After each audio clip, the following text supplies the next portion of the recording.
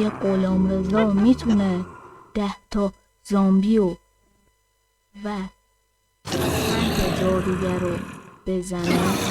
اگه فکر میکنه غلام میتونه بزنه، صاف هم فکر میکنه زامبی ها میزنن لایک. خب دوستان عزیز بفهمیم تو فایت.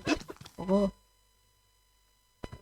دوستان بریم تو فایت دیگه، بریم تو فایت. این سرش قایم غلام نمیتونه کاری بکنه، قایم غلام نمیتونه کاری کنه، قایم غلام هک واقعا نمیتونه کاری بکنه، میمیره.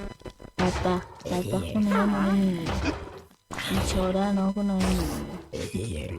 بچه اگه میخوان شما مثل این قایم غلام نشید ویدیو استاپ کنید. و بله قایم غلام میبازه.